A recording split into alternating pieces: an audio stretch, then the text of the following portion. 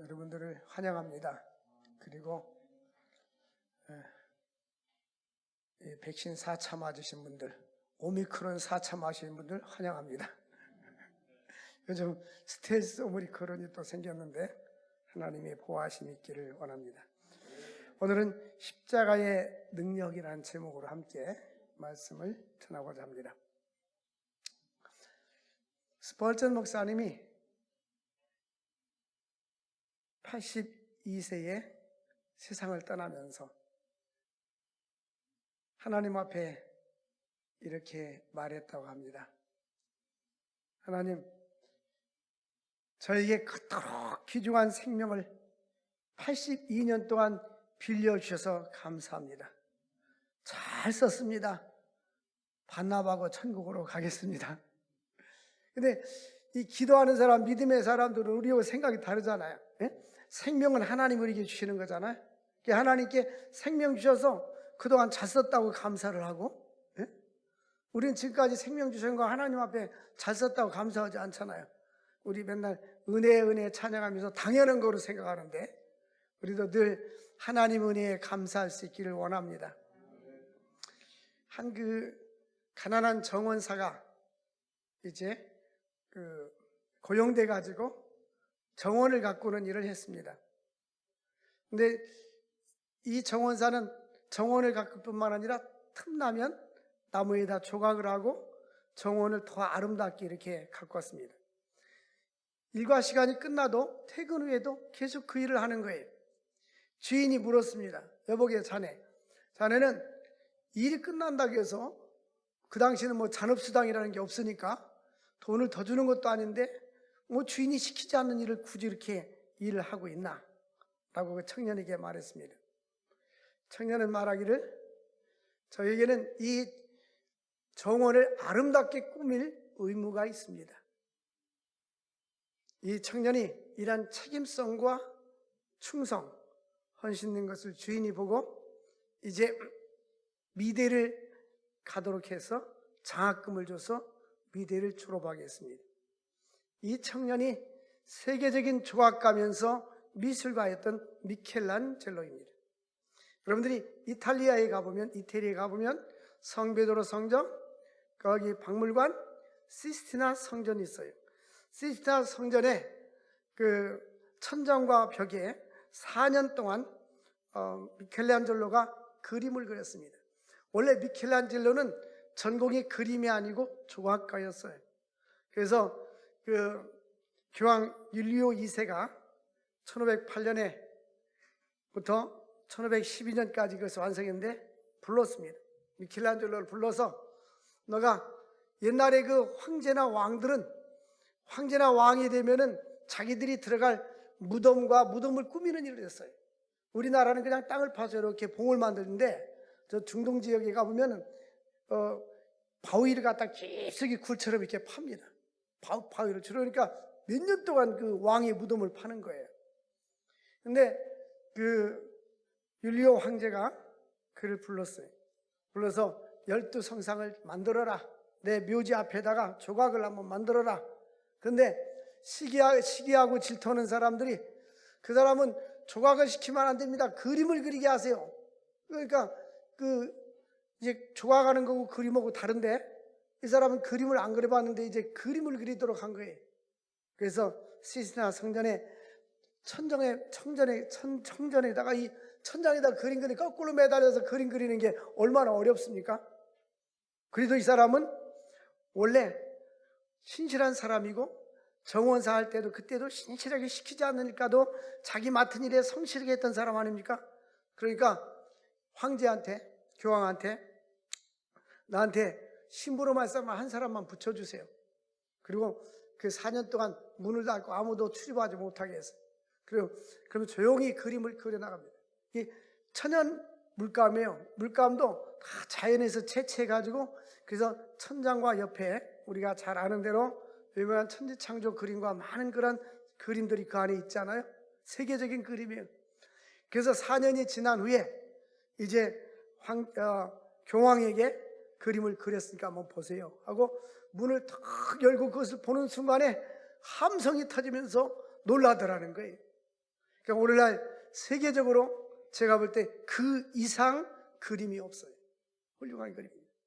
하나님께서는 이와 같이 적은 일에 충성된 자에게 하나님은 큰 일을 맡기시고, 언제나 우리는 신실한 그런 믿음을 가지고 살아야 될 줄로 믿습니다.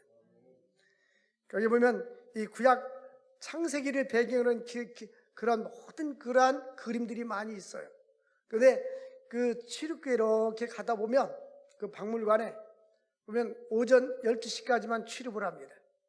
들어간 사람들만 관광하게 되는데, 우리가 갔을 때 보면 6줄로 서가지고 뒤로 쭉 해서 그냥 수백 미터 사람들이 줄 서 있어요. 거기에 세계적인 사람들이 그것을 보려고 옵니다.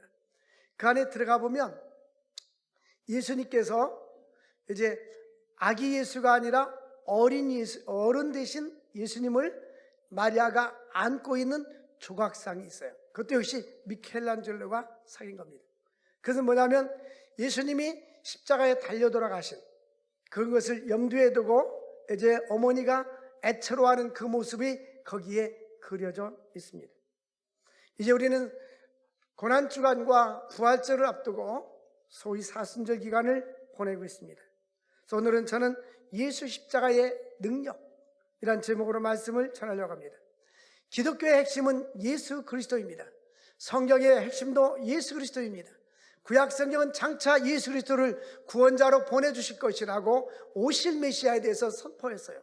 신약 성경은 구원자로 예수님이 이 땅에 오셨다고 오신 메시아를 선포하고 있습니다. 신구약 성경은 한마디로 말하면 예수님에 관한 이야기인 것입니다. 예수님에 관한 이야기를 핵심으로 말하면 예수님의 동정녀 탄생과 십자가의 고난과 죽으심과 영광의 부활, 하나님 보좌에 앉으셨다가 저리로서 산자와 죽은 자를 심판하러 오실 것입니다. 오늘 본문에서 첫 번째는 예수 그리스도를 구주로 영접하지 않은 사람들은 허물과 죄로 죽은 상태입니다.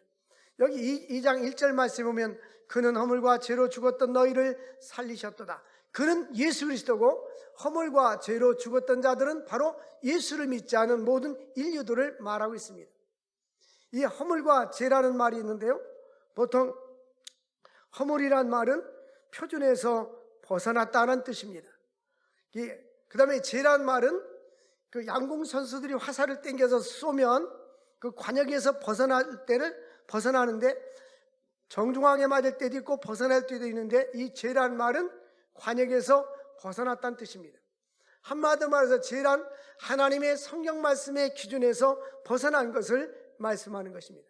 소요리 문답에서는 죄란 무엇인가를 정의할 때 하나님의 말씀을 어기거나 혹은 하나님 말씀에 순종하기에 부족한 것이라고 말씀하고 있습니다. 아담 이후의 모든 사람들은 원죄를 가지고 태어나고 역시 허물과 죄로 죽어있는 자들입니다. 그러므로 그때란 말은 구원받기 전입니다. 세상 풍속을 따르고 또 타락한 인간은 하나님이 기뻐하지 않는 삶을 사는 것입니다. 예수를 믿기 전에는 많은 사람들이 세상 풍속, 오늘날로 세상 풍속이 많이 있잖아요. 제사 지내는 것, 조상들의 제사를 지내는 것 세상 풍속이잖아요. 이사 다닐 때 어느 날은 손이 있고 어느 날은 손이 없다고 했다, 이런 것들이 세상 풍속입니다. 아직도 미신과 조상들의 전통 이런 것에 매여 사는 사람인데, 예수를 구세주로 영접하기 전에는 아직도 그때는 너희가 세상 풍속을 따르고 공중권세 잡은 자를 따랐다고 2절에 말씀하고 있습니다. 이 공중권세는 사탄의 마귀가 불신자들의 마음을 사로잡아서 마음과 생각을 주장하는 것입니다. 오늘날 세계적으로 지금 러시아가 우크라이나를 공격해서 많은 관심사가 뉴스만 틀면 그 내용이 나오지 않습니까? 그러니까 이 푸틴이 전쟁을 하지만 그 배후에는 사탄 마귀가 그를 사로잡고 있는 거예요. 사탄 마귀는 요한복음 10장 10절에 보면 예수님께서 이 땅에 오신 것은 양으로 생명을 주기 위해서 왔는데, 사탄 마귀는 사람을 죽이기 위해서 왔어요. 요한복음 10장 10절 한번 읽어보겠어요. 시작. 도둑이 오는 것은 도둑질하고 죽이고 멸망시키는 것뿐이요, 내가 온 것은 양으로 생명을 얻게 하고 더 풍성히 얻게 하려 함이라. 이 도둑은 사탄 마귀를 얘기합니다. 사탄 마귀는 우리의 풍성한 삶은, 아름다운 삶을 도둑질해 가는 거예요. 아름답고 평화로웠던 가정을 도둑질해 해서 파괴적인 가정을 만듭니다. 또 사람들에게 미움과 증오와 질투, 또 시기, 살인, 전쟁을 하게 만듭니다. 이것은 바로 사탄이 가는 것입니다. 그러니까 예수님께서는 우리들로 하여금 양으로 생명을 주고 더 풍성한 삶을 누리게 하는 것입니다. 그러므로 예수를 구주로 영접하고 믿음으로 살고 성령으로 충만한 사람들은 영적으로 풍성한 삶을 누리게 될 줄로 믿습니다. 그래서 3절 보면 본질상 진노의 자녀입니다. 이게 타락한 인간들은 육체의 욕심을 따라 지내며 육체와 마음이 원하는 것을 하며 다른 이들과 같이 본질상 진노의 자녀에 따라 하나님이 원하는 삶을 살지 않냐고 자기 마음이 육체와 마음이 원하는 대로 인생을 살아갑니다. 세상 연락을 즐기면서 살아갑니다. 하나님과 관계가 없는 삶을 살아갑니다. 욕심에 끌려서 살아갑니다. 이런 사람들은 본질상 진노의 자녀이기 때문에 영원한 지옥 형벌을 받아야 마땅한 것입니다. 이것은 바로 아담과 하와가 선악과를 따먹으로 말미암아 그러한 모든 원죄가 우리에게 들어와서 죄가 세상에 들어왔고 타락한 죄인들은 지옥 형벌을 받아야 마땅한 것입니다. 우리 인간들은 스스로 구원받을 수 없어요. 나의 공로와 나의 헌신과 나의 수고는 구약성경에 누더기 옷과 같아서 하나님 앞에 의로 내설 것이 아무것도 없습니다. 그럼에도 불구하고 타락한 인간에게 필요한 것이 무엇입니까? 하나님의 긍휼입니다. 예수를 통한 구원인 것입니다. 에베소 2장 4절과 5절에 보면 하나님께서 본질상 진노의 자녀 영원한 지옥 형벌을 받아야 마땅한 저희들에게 4절 우리 다 같이 읽겠어요. 시작. 긍휼이 풍성하신 하나님이 우리를 사랑하신 그 큰 사랑을 인하여. 여기까지. 하나님은 긍휼이 풍성하셔서 그 큰 사랑을 가지고 우리를 구원해 주신 것입니다. 이 긍휼이란 말은 용서받을 수 없는 죄인들이 하나님께로부터 용서받은 것을 긍휼이라고 말합니다. 우리가 하나님의 긍휼이 없다면 이 자리에 앉아 있을 수가 없어요. 이미 영원한 지옥 형벌을 받아야 되고 우리는 하나님 앞에 진노를 받아야 마땅하지만 하나님이 긍휼을 풀어주시고 이 긍휼은 바로 하나님의 사랑입니다. 하나님께서 긍휼을 베푸시고 사랑을 베푸실 때는 조건이 없는 거예요. 무조건적인 사랑으로 우리를 사랑해 주셨습니다. 그 사랑을 아가페 사랑이라고 합니다. 이 사랑도 적은 사랑에 그 큰 사랑을 인하여 라고 됐어요. 그 큰 사랑이 허물로 죽은 우리를 그리스도와 함께 살려주셨도다. 2000년 전에 예수님께서 십자가에 못 박혀 돌아가셨을 때에 내가 예수를 믿는 순간 십자가와 함께 죽어지고 예수님이 부활할 때 나도 함께 부활하는 거예요. 그래서 허물로 죽은 우리를 그리스도와 함께 살리신 거예요. 구주와 함께 나 죽었으니 구주와 함께 나 살았도다. 여러분, 세례의 의미가 뭐냐면요, 세례는 원래 밥티죠, 잠긴다는 뜻이에요. 물속에 훅 잠겨야 되는데 이제는 세례는 형식과 의미가 중요한 거예요. 이 형식은 뭐냐면 물에 잠기든지 아니면 물을 뿌리든지. 그래서 사도행전 16장 보니까 간수장이들에게 세례를 베풀었을 때는 물을 떠다가 뿌려버렸어요. 상징, 형식이죠. 이 상징은 뭐냐면 죄에 대해서 물속에 푹 들어가서 죽어지고 예수님과 함께 죽어지고 의에 대해서 살아난다, 그런 의미입니다. 그래서 이 세례는 예수님과 접붙임 받고 연합이 된다는 의미인 것입니다. 그래서 예수 믿는 모든 사람들은 세례를 받아야 합니다. 주님의 명령은 모든 족속으로 제자를 삼아 아버지와 아들과 성령의 이름으로 세례를 주라고 말씀했어요. 우리는 예수 믿으면 구원받지만 이 세례는 하나님의 자녀라는 징표요, 천국에 들어가는 입단식인 거예요. 그러므로 우리가 이 세례를 받는다는, 주님과 함께 내가 죄에 대해서 죽어졌습니다, 주님과 함께 의에 대해서 살아납니다라는 그러한 표시인 것입니다. 나는 부족하고 연약하지만 예수 그리스도의 십자가의 공로로, 보혈의 능력으로 우리가 의롭다함을 받게 되는 것입니다. 예수님께서 죄인의 상태를 비유할 때에 길 잃은 양으로 비유했어요. 길 잃은 양들은 목적 없이 살아가지만 주인이 양을 찾아가지 않습니까? 99마리 양이 놔두고 한 마리 양을 찾아서 주인이 어깨에 메고 너무나 기뻐합니다. 여러분, 우리도 예수님의 마음을 품어야 돼요. 너희 안에 이 마음을 품으라, 곧 그리스도 예수의 마음이니. 예수님의 마음은 사람들을 볼 때에 목자 없이 헤매는 사람들을 보면서 긍휼히 여겨 주셨더라. 우리만 천국 가면 되겠어요? 전도해가지고 같이 가야지. 그래서 여러분, 영혼을 사랑하는 마음을 달라고 기도하고 영혼을 불쌍히 여기는 마음을 가질 수 있기를 원합니다.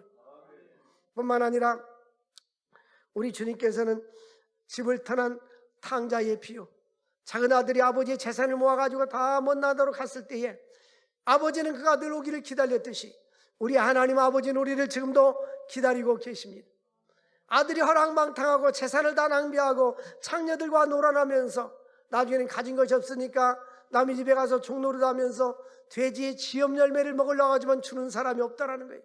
그제야 비로소 우리 아버지 집에는 먹을 것이 얼마나 많은가 하고 내가 하늘과 아버지 앞에 죄를 지었사오니 나를 하나의 품꾼으로 써달라고 아버지 앞에 돌아옵니다. 아버지는 멀리서 오는 아들을 바라보면서 쫓아나가서 안아주면서 반깁니다.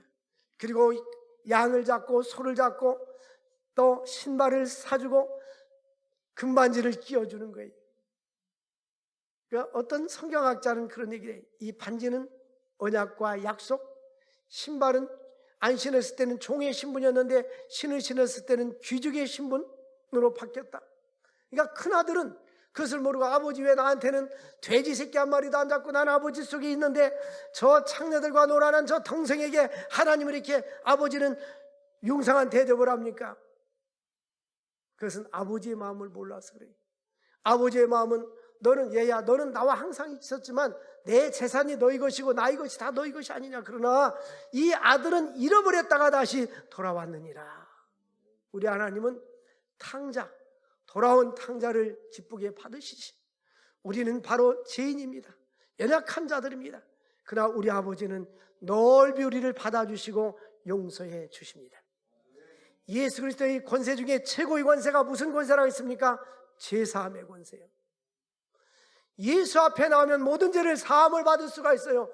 아무도 석가모니도 마음에 드도 누구도 인간의 죄를 사해 줄 수가 없는데 예수님만이 죄를 사해 줄 수가 있는데 소자야 내가 낫고자 하느냐, 내가 죄사함을 받고자 하느냐, 내가 죄 용서함을 받았느니라. 우리 주님은 죄사함의 권세를 갖고 있어요. 주님 앞에 나오기만 하면 우리 주만 믿으면 모든 죄를 사함받아요. 용서함을 받을 수가 있는 거예요. 이사야서 1장 18절에 보면 너희 죄가 주홍같이 붉을지라도 흰눈같이 지어질 것이요 진홍같이 붉을지라도 양털같이 지게 되리라. 아버지 하나님은 이미 용서해 줬는데 어떤 사람은 자기가 자기를 용서하지 못해요. 어떤 아이가 예를 들어서 부모 지갑에서 5만 원을 꺼내다 썼다 그래요. 부모한테 혼났어요. 자기라면 용서해 주세요. 용서해 줬는데도 자기라면 365일 그런다면 부모가 너 정신 이상됐냐 그렇게 할 거 아니에요? 마찬가지예요. 우리 주님은 요한일서 1장 9절 보면 만일 우리가 우리 죄를 자백하면 저는 미쁘시고 의로우사 우리를 모든 불의에서 깨끗하게 하신다고 했어요. 우리 주님의 용서는 기억도 하지 않는다고 했습니다. 우리가 내가 나의 과거와 나의 죄를 기억할 줄 몰라도 우리 주님은 기억도 하지 않는다고 했습니다. 이 기독교의 최고의 축복은 바로 용서와 죄사함입니다. 예수의 십자가에서 7마디 할 때에 주님께서 아버지여 저들의 죄를 사하여 주옵소서. 저들이 하는 일을 알지 못하나이다. 하나님, 우리가 죄사함의 은총을 누릴 때에 기뻐하는 거예요. 사람들이 구원의 은총을 할 때 예수 믿고 구원받았으니까 천국 가. 이 구원의 은총, 죄사함을 전제해서 천국 가는 것이지 죄사함이 없는 사람들은 천국 갈 수가 없어요. 우리가 죄사함을 받았기 때문에 기뻐하는 거예요. 우리 인간은 태어날 때부터 아담 때부터 지은 원죄가 있어요. 그리고 우리들이 짓는 자범죄가 있어요. 사람들 보면 악한 사람, 우리 인간들이 사악하구나. 저 푸틴 보세요. 원래 전쟁할 때마다 나라마다 규약이 있어요. 전쟁을 해도 군인끼리 싸우고 민간인들 또 노약자들, 여성들, 아이들은 죽이지 않는 것을 조약을 하고 계약이 있는데 그런 거 무시해버리고 그냥 하잖아요. 그게 공산주의가 좋은 게 아닙니다. 성도 여러분들, 우리가 하나님의 큰 사랑을 인하여 긍휼하심을 입은 것에 감사할 수 있기를 바랍니다. 하나님의 그 긍휼하심, 구약 성경에 보면요, 구약에 그 성막이 있는데 성막 안에는 휘장으로 앞에 가려졌어요. 이 안에는 지성소고 이 지성소는 대제사장들만 들어올 수가 있어요. 이 대제사장만 들어오는 여기에 법궤가 있었습니다. 법궤 안에는 십계명의 두 돌판과 아론의 쌍난 지팡이, 그리고 뭐가 있어요? 만나 담은 항아리가 있어요. 이 세 가지를 기념하기 위해서. 근데 특별히 거기서 더 중요한 것은 십계명의 두 돌판입니다. 근데 이 법궤를 이렇게 닫아놨어요. 이걸 쉬운 소, 쉬운 자라고 합니다. 그 그룹들이 이렇게 딱 천사가 날개로 이렇게 되어 있는데요. 근데 그것을 평민이 만지면 죽습니다. 직사합니다. 죽는 이유가 뭐냐면 하나님의 법궤를 만졌기 때문에 죽는 게 아니에요.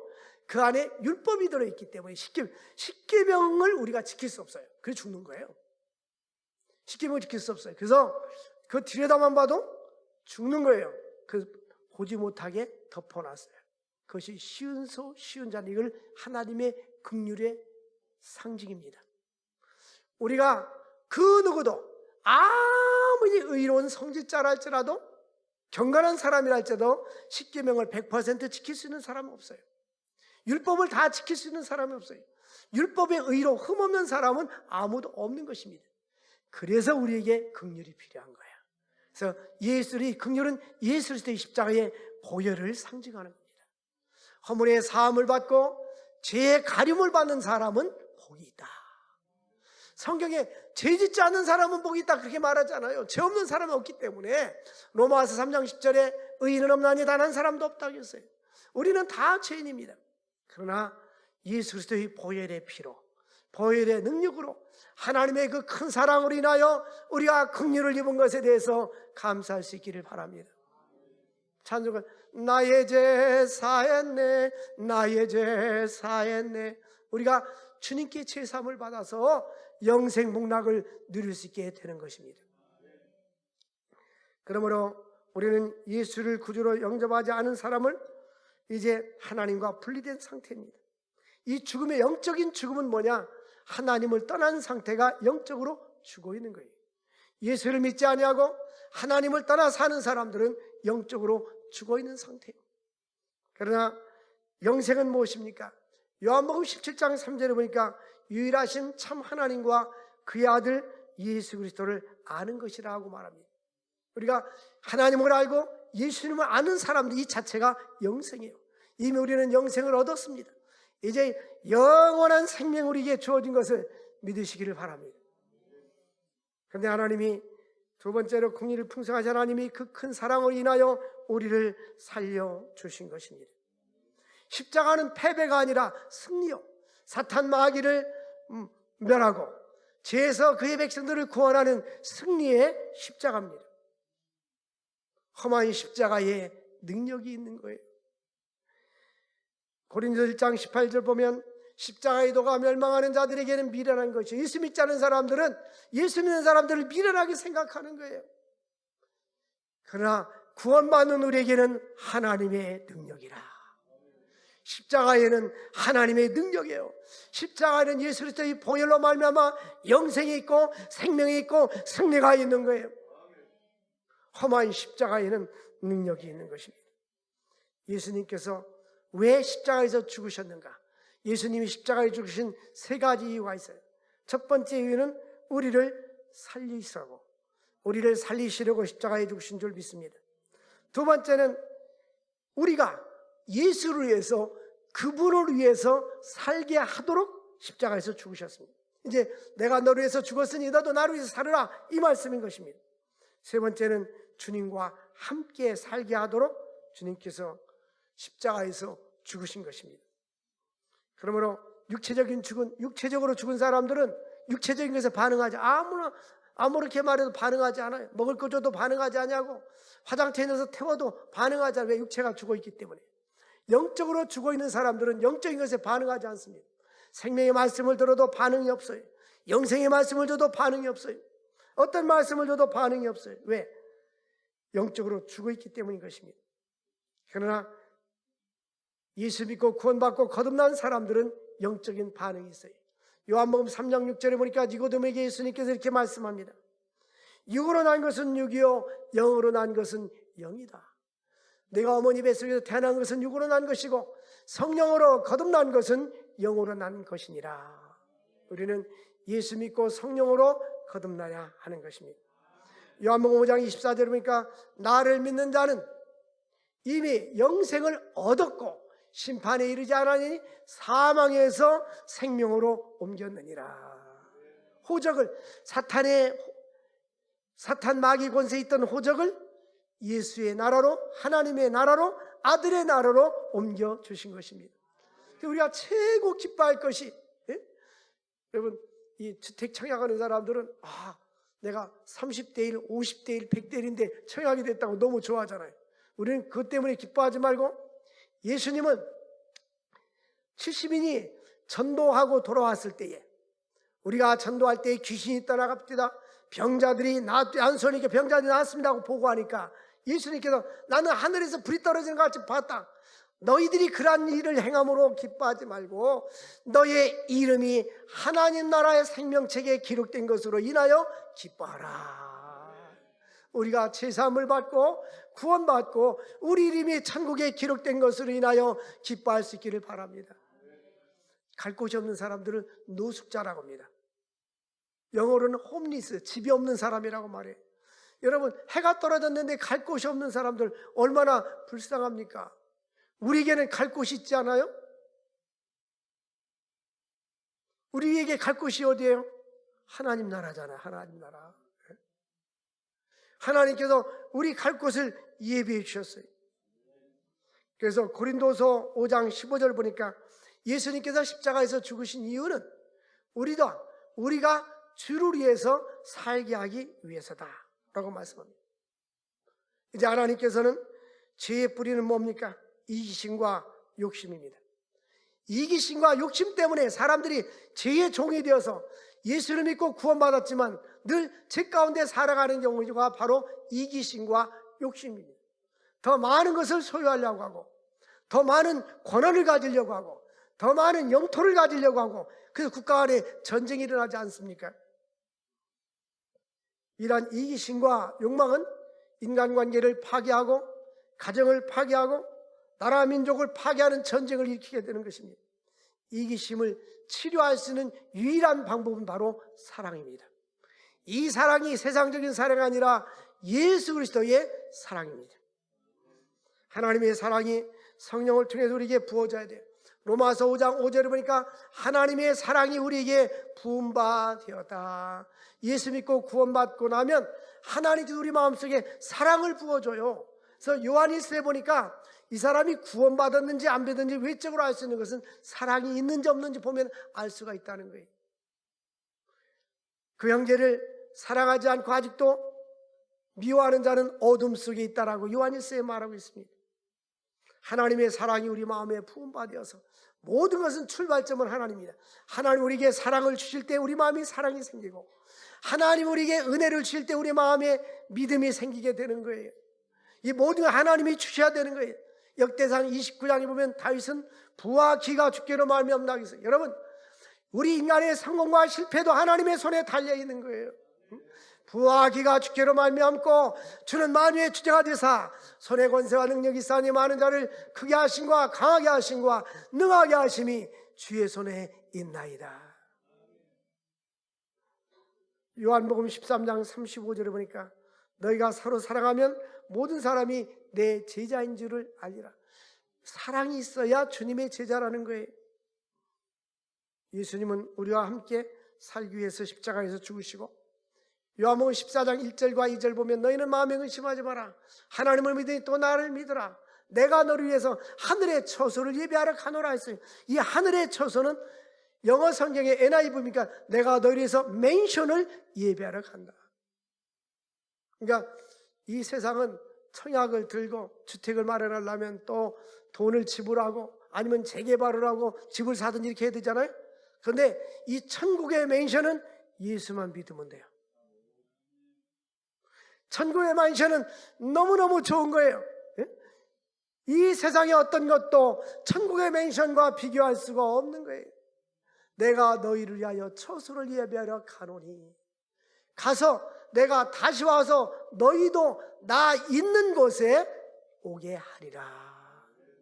예수님 먼저 가셨어요. 우리 이제 예수를 믿으면 천국 청약을 들은 거예요. 천국 청약을 들으면 이제 죽음과 함께 하나님의 생명을 빌려 쓰다가 반납하고 천국으로 가게 되는 거예요. 이보다 더 큰 축복이 없는 것입니다.